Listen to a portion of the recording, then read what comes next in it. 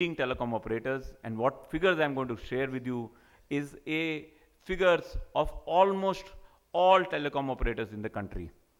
We today service 3,50,000 villages in the country who can deliver voice. How many villages do we currently service where we can deliver 3G? Any estimate? Is it 10%? No, it's not even 5%. Only 5% of the 3,50,000 villages, about 20,000 villages today are 3G enabled. And is every town in the country 3G enabled? No. Nowhere there. Is even the town which is 3G enabled, is there sufficient capacity and coverage available in this? No. None of that. So there is a massive work that needs to be done. We have been discussing fiber, fiber, fiber. What about coverage?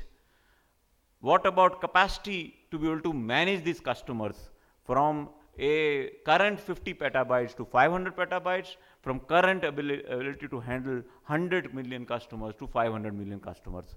Huge effort and huge capex needs to be made, invested, so that so many million customers, if the demand generation were to take place, which I'm saying that there is a lot of work the ecosystem is doing, if the devices are going to be made available, but if infrastructure is not going to be there, there is no way that what we are discussing, phase 2, to arrive in this country is really going to arrive. So I don't think there is serious discussion being made on the infrastructure. There is serious discussion being made how do we monetize spectrum in this country.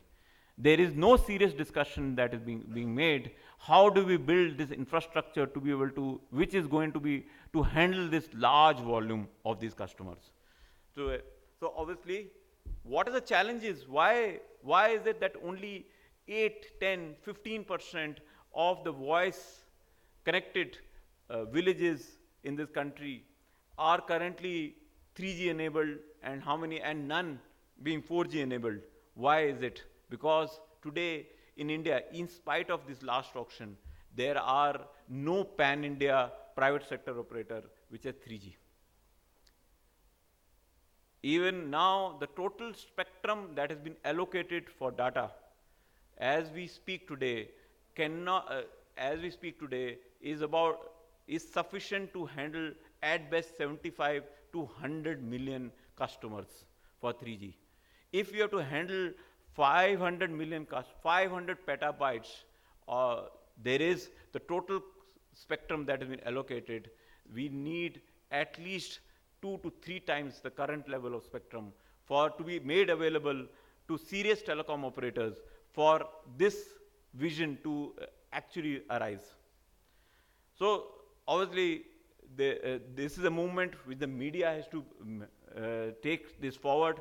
Otherwise, we will have networks which will we will put up networks and on a single carrier, and will not be able to provide the vision that almost anybody and everybody is talking about. Let's move on. Let's assume the foundation has been put up.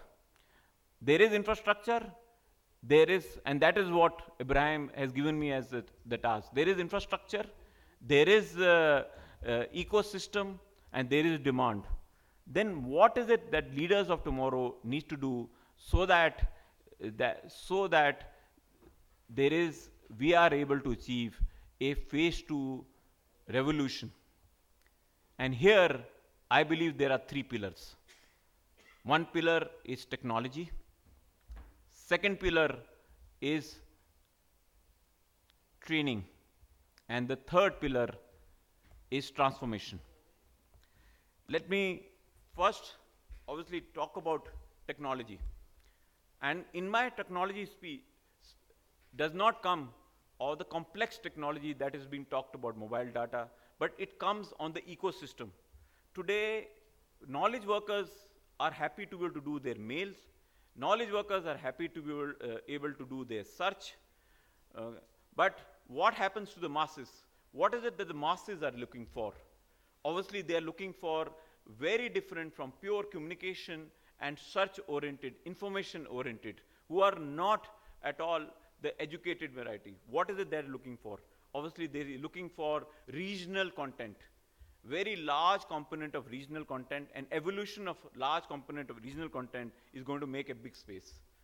The second is, and I think we are at the tip of an iceberg, is the evolution of e-commerce. It's our belief that e-commerce, the way it is going, is definitely going to fuel a huge amount of digital growth, and we have to support it in a much more. Today, if you look at the end-to-end of e-commerce, 70% of the activity is physical. Only an ordering mechanism is a catalog mechanism. When does, from a 70% activity, physical get transformed to a 90% online activity in an e-commerce, in an end-to-end mechanism? So for it to have a 90% activity, other big important thing is we have to transform this cash-based economy in this country to a mobile payment economy. And it is our fundamental belief, for this growth to take place, for the digital growth to take place, for this demand to take place, for 500 million people to participate in this country, for a phase two to really take off, then RBI has to let go. The banking sector has not been able to deliver what it is required, and till today, over 450 million unbanked consumers exist in this country. And allow the telecom companies to be able to do and revolutionize on a mobile payment, change this cash economy into a digital wallet economy. Allow us to be able to do this work, and that to us is very, very critical. Then only to us, technology revolves around content, which is on a regional basis, evolution of e-commerce to an end-to-end basis, and evolution of digital money. This is going to make a very big difference to us. The second is obviously training and talent. And I heard Mr. Soni talk about talent, and he talked about inward looking. And in my mind, talent discussion, is it inward looking of a telecom, or is it outward looking? For the voice mobility business, for having it evolved, was it that the 10,000 people that we had, that we transformed them, and the whole result of 850 million consumers started using mobile? Or is it that the outward, that means the BPOs of the world, that means the distribution systems of the world, underwent a huge transformation and huge amount of training to be able to adopt for the phase two to take place? If you were to walk to a village today, and walk to a retail shop, a multi-brand retail shop, and at a multi-brand retail shop, ask yourself his ability to be able to educate a customer there, to be able to use internet, what effort is being done for skill development of 2.5 million retail outlets, which is the touch point where all the consumers finally take the decision and get educated. What is the effort that is happening on this? So to my mind, a talent evolution is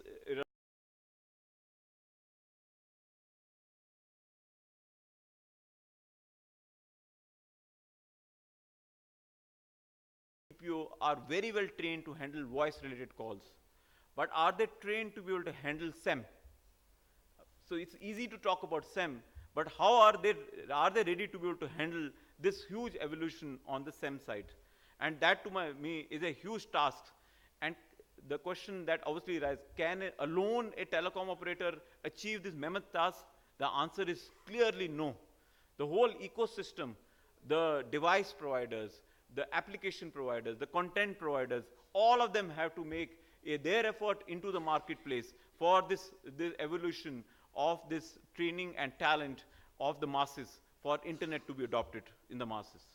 Finally, obviously, an area which our voice and data is very wants us to talk about is transformation of our own networks. Yes, we've built over the last 18, 19 years, 20 years, TDM-based networks, and we have to transform into an IP-based network. There is a mammoth work of transforming it for ability to be able to handle the current capacity that will currently, for benefit of everybody, Idea carries 2.5 billion minutes on a daily basis in terms of voice. In our estimate, either fifth or sixth largest in the world. In terms of mobile data, which we started business 3 years back, the volume that we currently carry,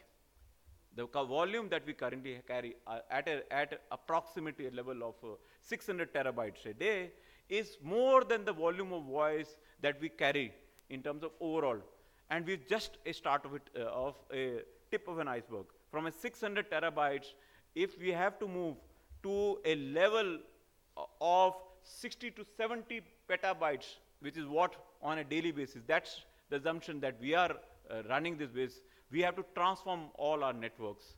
And obviously the work has started, but there is a mammoth capex investment, a mammoth change, as correctly Sonny talked about, of both in terms of processes as well as transitioning ourselves from old equipment into the new equipment. But the work has started. The good that these forums have been created today to have these discussions. There is no doubt that India is in the right path. We are in the progress. I'm only cautioning everybody, don't think that the journey has reached middle path and the acceleration is very fast. We have seen huge amount of growth because the base is small. As the base builds, a lot of effort needs to be done. All I'm saying is the ball has just been rolled out, has just been bowled. It's the first over, and it's a long journey, and we have to make a lot of effort. Thank you so much for our patience, and all the very best.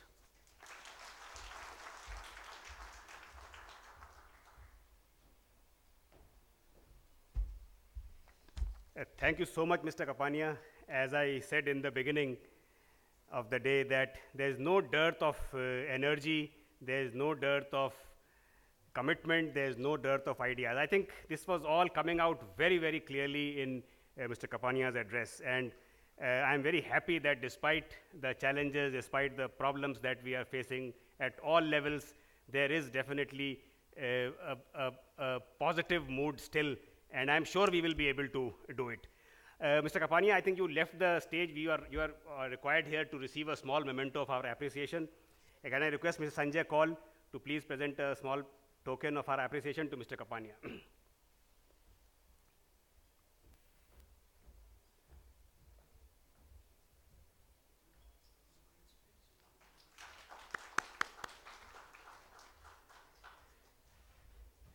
Thank you so much. Friends, before we move to the last part of the evening, which is the awards function, which starts at 4 o'clock, the next session is a round table, which is a panel discussion, which is again on a very, very interesting topic, smart cities.